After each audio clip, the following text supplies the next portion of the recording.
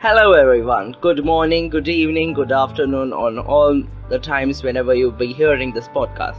I am Samuel ANIL Kumar joining you in this podcast whilst I speak to you on some interesting topics which might interest you, which might educate you, which might enlighten you, or which might just prove to add on whatever you already knew.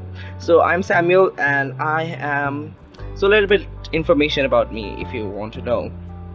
I am a 18-year-old boy living in India, Mumbai, and I am a brother, firstly, who has set up this podcast for me as I'm recording this video. And forgive my accent because I don't know. I have a very mixed accent. I do not quite surely know which accent do I speak. But I might say that I have been intrigued much by theological studies. And I've been researching quite some topics recently, and in the past as well. I've tried to written, to be honest, written many books and read many interesting books. I have an interest of reading books, but a very particular choice of books. I don't like to spend time reading about stories of two random people who fall in love with each other, then they, that typical love stories. It might be interesting. You might learn something from that. I don't know. There's an incessant need for me to learn something from everything, and I think the Bible is so much more. I can learn so much more, even from a single line itself. And to explain that, I am going to start with the very first book of Genesis. 1, 2, 3. If you have a Bible, you can open it to Genesis 1, 2, 3. The chapters 1, 2, 3. And these chapters were probably written by Moses in the time of the Exodus. It was given to Moses by his ancestors, and it was procreated. Abraham, it is said that Abraham was given the information by God himself about the stories of this, and we have ancient traditional epics and stories relating to the same of the stories of Genesis. Or the origin of human species and mankind. So we probably know that these books are not written by Adam or Eve. They were written much later to their second or third generation or their seventh generation. Enoch, probably. Enoch is a very interesting character. We might study it one day. We would have a character study podcast once. So I'm going to read my summary, which I have written few days ago. Actually, I have the date as well. I have written this in 1st Feb 2020. I started my 365 days Bible study, where I decided to write a critical analysis for every chapter in the Bible, and then I came to know that that's tough because there are more than 6,000 chapters in the Bible, and it's difficult to do that. But I have chosen the first. Once I started the chapter of Genesis, it was so interesting because the first chapter, you might it might seem easy, it might seem very clear and lucid to understand, but it actually has fathomless understandings of the beginning, and that's the genius of the Bible, guys. So let me read from the extract. The Bible is perfectly ample for a layman's understanding to a scholar's. The beginning chapters have seemed to be condensed form of the former. The story of the fall of Satan and the war in heaven and the crowning of Jesus, Yahushua, as king, and the mysterious yet mesmerizing creation are not lucid for beginners. God is the God of order, which is indicated from the verse 3. He made light out of darkness. Light is a complicated word. It has many subtext and sub-meanings. God's creation is implied with creating order in chaos. Light was the sun, the firstborn, the closest form of God's nature. With Hebrew decoding and study, one can understand the projection of the promise of God coming to earth from heaven and being nailed. Now we have to pay attention to the word nailed. Why did this word nailed? Nailed means a kila. In Hindi we call it a kila, a nakhun, a nail which has been put on the walls to join two things together, probably. In Hebrew times it was used to build tents, it was used to join two things together. And in Hebrew alphabets, if you study, the letter Vav is very, very crucially important. It is of prime importance while forming words, because it is a joining word. As in English we have and, or we have our vowels. They have vav, single letter, which have various interpretations. It can be interpreted to o and sounds, and there are various other grammatical structures as well, but the letter vav is very important, and we can easily substitute vav into being Jesus nailed on the cross. So Isaiah 53, I have been studying under that, under our professors as well. The very fundamental of our faith is the crucifixion, which is spoken at the first verse of the Bible. See, before there was a fall, God had a solution. Now this is very intriguing for some people, and I recently saw a video on YouTube which a person was beautifully explaining it on YouTube in English, of course, and I might link it down in the description if you want to see how the first verse of the Bible, and I think you pretty much all have memorized it. In the beginning God created the heavens and the earth. Now in English it makes sense to us that in the beginning God created the heaven and the earth. So it is important to see that in Hebrew scriptures, the first verse, the first line of the chapter does not indicate a beginning, but it indicates the overall content of the entire chapter. So the first verse is just a beginning, is the heading of the entire chapter. And the second verse is actually the start of the chapter, which it begins in the beginning. So God said, "Let there be light." So that was the first verse, technically the first verse. But the first verse is the title. The title of the first chapter, "In the beginning God created the heavens and the earth," has a very secret and very interesting promise for us to ponder on. I might link I will link the video in the description for you all to see. So God had an answer to all problems before there was a fall, before there was a problem. The omniscient God is all-knowing. The patterns of day and night, evening and morning, Hebraically chaos and order. See, in Hebrew, the word light and darkness are very closely related to the word chaos and order.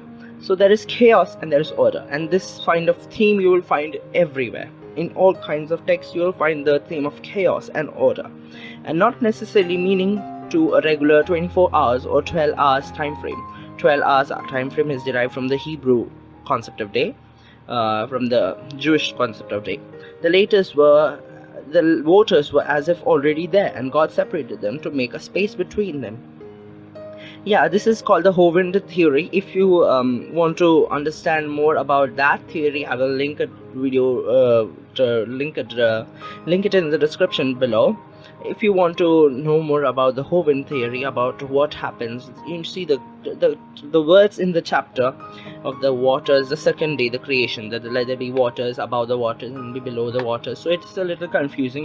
Some might say that was the clouds and that was the underground water, but I think so it's not pretty exactly water in that sense. And there is a theory, a well-known, respectful theory based on the words, and it is the Hovind theory, and would like you to take a look on it, because I think that's true. It makes sense. I've studied it, and I think it makes sense. It's true.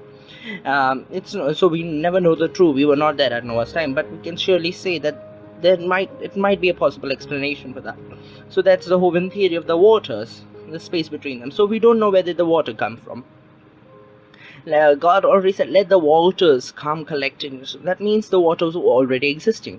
And what I've written here, it's not necessarily exactly meaning a day means 24 hours or 12 hours time frame, because we have seen in the book and the chapters that God's one day is equals to 1,000 years, and 1,000 years is equals to one day. So it makes us more complicated to understand, but it is written evening and the morning. The evening and the morning, you might say that's one day, but actually evening and morning are Hebraically chaos and order. So it's just a multi-layering. If you can see, a common man might understand this, okay, one day this happened, and second day this happened, but once we study even more, once we go deeper, we'll really understand that God has so many layers of understanding for us to decode from the first chapter itself. And I was reading those, and I came to know all these chapters because, see, it's not all my discovery. I have listened to authors, I've listened to teachers, I've listened to teachings, I've listened to podcasts, I've listened to various videos and debates and all sort of things, and I've come to this conclusion. I've come to all this information. And sure, if you have some more theories and information which might be theologically sound throughout the Bible, please make sure you send it on the comments. I would love to hear it. So let's go on. This expands. So the Hoven theory. Okay, the Hoven theory says that there's earth and there's a layer around the earth which is full of water. It's like a layer around the earth. Now you'd say, how is that possible? Well, you might say that's impossible. I might say no, that's not. Everything is possible for God, and especially the existence of clouds. You might not say how, clouds can hold trillions of liters of water over our heads and still not fall. So it is truly a wonder of God how he does that. So that actually makes sense, because the Hoven theory says there's a layer of water around, a full layer of water around our earth, and that layer obviously reduced the radiation on our earth, and basically helped us in not aging that fast. That's why you see till the age of Noah, all used to live. The golden age, which we call, has thousands of people used to live till thousands of years, and that's literally a millennial, 100 times a millennial. That's a big distance. Imagine how much you can learn in those times. So that might be only possible if the radiation was way low and we were growing healthy and there was abundant, flourishing, upteam growth of healthy things on earth. And I think that was pretty logically explained in the Hoven theory. So Hoven theory says that there is earth and there's a layer of water around it, and the water came down and filled the earth into oceans, and that was possible when Noah's flood happened. So the water broke out from the heavens and it filled the earth.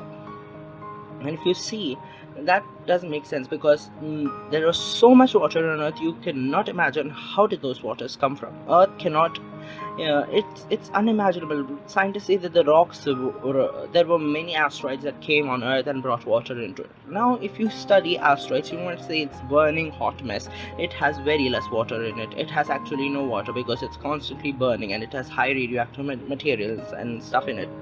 So the existence of water coming from space might be true, but it might be the quantity might be so less, and to have so many asteroid attacks on it, it's unreasonable. So this theory seems best fitting for me.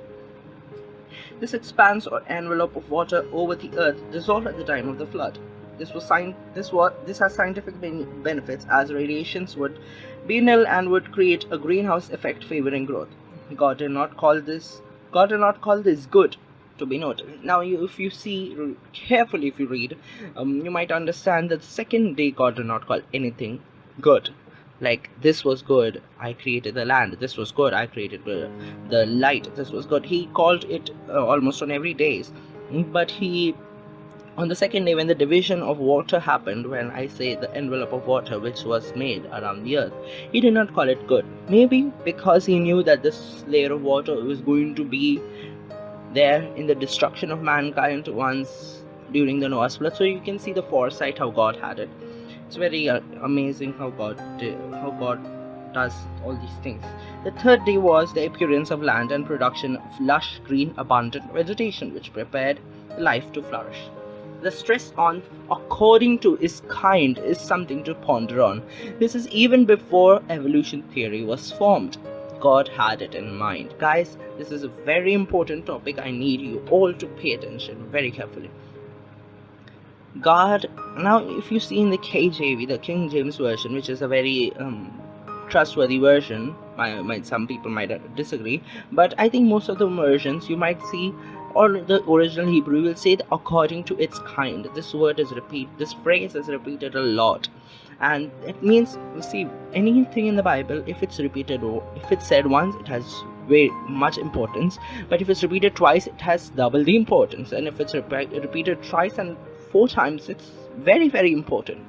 So the stress on according to his kind is very important, because evolution theory speaks against it. It speaks like there can be potatoes and there can be humans, and they both can be connected. See, I'm writing in this book. This book has letters. This book has words in it. But that doesn't mean they all came. They all are one. A one word might be totally different from another word, but they both are made from the same letters. That doesn't mean they both have evolved from the same thing, right? Letters is just a basic framework, the structure God showed. The similarity between the creatures in the DNA just proves that there is a same creator. There's a creator who made this. And surely people who might disagree might just want to not know the truth, while it's very clear in your mind. So this is, God had it in mind that this kind of a theory will come, and that's why God made very clear in the first chapter itself that it was according to its kind. God made or said that the lights of the day and the lights of night to form. The sun and the moon were for signs, season, days, and years, and giving light. And that was a second statement. So firstly, if you ask any 2-year-old child, what will they say? What does the sun give? What is the purpose of the sun? To give light. But here, if you see, God has given more importance to signs, seasons, days, and years. And the purpose of giving light was given as like, okay, it also gives light. So that kind of importance was given to it. So we might understand that the importance of the sun and the moon are very crucial in giving us the signs and seasons. The Moyodim. Moyodim means seasons, I guess, in Hebrew. So there is various interpretations over that as well. The birds and the fishes are weird combination, but are clearly the creations of life. So he blessed them. The sixth day, land produced living creatures, all those gooey, weird, nasty insects, and strong, wild, tame, diverse, big animals, and dinosaurs included in these. Okay. Lastly, man. He was made with the animals, with dust and earth, and the breath of God was in him. In the other animals, but the difference was that he was in the image of God. He was the reflection of God, the version of the Almighty God in earth. But I believe every essence of life must be it living or non-living thing, are inspired from God. Water shows the flowing nature of God. He is everywhere. Ever seen a natural scenery? Its grandiose beauty makes one mind astonished, is it? The promise of God to have dominion over earth and everything in it, animals, birds, fishes, and plants for food. He rested on the seventh day, not Sunday. So these clearly there's a break of thought over there. So let me explain you what is the image of God and image of man, and the image of man. The number of man is called 6. So the image of God is the image of God is man. We are God's image, and that is what makes us separate from all the animals and all of them. See, it is not that God breathed on us life and that's why we are different. No, God's breathing on us is the very thing that makes anything alive. If God breathes on it, it becomes alive. So it's nothing special. God's breath is there in every living creature. But the thing that He made us in His image is very important, because we have His personality, His characteristics, His traits in us, the creativity of God in us. Now that creativity might not be in various animals. That imagination, that higher order thinking might not be in other animals. He might have shown them, might given them a little, but clearly humans have exceeded from any other animal in terms of intelligence. Because if you see evolutionarily, it is not actually possible. Because if you see, there's a kind of a group effect happening. If an animal is evolved, the surrounding animals would be technically more or less closer to the neighboring animal. But humans have far seeded, are more ahead in years according to in accordance to any other animal on earth. It is truly important to understand that humans are not natural in this earth naturally. Like, it is not possible for us to be naturally evolved to such intelligence. And it is true, God created us in his image, and he has given us dominion over this earth. And once you see a natural scenery, you just really, when you see earth, when you see the real earth, and not the concrete jungles which we live in, but the real earth, the mountains, the nature around us, the animals, the variation, the kinds, the types of animals, the species, the seas, you just see around. It's so dense and so beautiful, and it's unfathomable how much God has given us to have dominion. And it all goes down and down once the leaders go down and down. Before the creation, everything was at chaos. Once God made it, he put it into order, and he put man into it. Man disobeyed, and he started the chaos again, and that chaos has destroyed the creation as well. Why? Because man had dominion. Man was in charge of it. So if a leader falls, the whole country will also fall. That means if man falls, the creation will follow. But God kept that balance, because he also was in order. The complete order was given to man. Oh, many animals and fishes, and we see what has happened from that era. We have died out so many species. We have killed unceasingly, unthinkingly. We have killed so many animals. We have destroyed earth because our dominion has been. Because see, God would not have allowed to destroy his creation in the first place, but he does not. He is the man of his word. He will not break his word. He's given man the dominion, and he will keep that promise. And if man decides to destroy, to use it for destruction, he will not change anything. It is on us to decide whether the land and the animals here on earth will be blessed, this planet will be blessed or not. The growing corruption, the growing destruction on earth of man's nature is directly in relation to nature. When man is good, earth will be good. See, I've heard a story about a village which had the crops weren't good, the rains wouldn't come, and mostly the entire village was very much paganistic. And once a missionary came, and the whole village turned to God's eyes and just turns into God's people and its loving kind, and they were really desperate. Sometimes the darkest places have the biggest revivals. So they had the biggest revival in their village, and it was so wonderful. And consequently, the same year, you see the land produced even more food, even more fruit, and the land was automatically blessed. There were more rains, the animals were growing healthy, there were more conceptions, the families were growing. So you see, once the humans take control and stand in the original face and the original image of God, the land surrounding it, the ownership which we were given around, will automatically be blessed. So I really do believe that everything is in our control. The destruction which is happening around us, it's not because of someone else, it's also because of our bad deeds. So we also have to take responsibility. Jewish people do take everything so seriously and to its word, and I think that is important for having the traditions in place as well. That is very important, because you need the traditions and values to not be interpreted very widely for the root might be disappeared then. So hats off to Jewish people for that, for preserving such an amazing culture, and God's culture firstly, that they have done such a good job.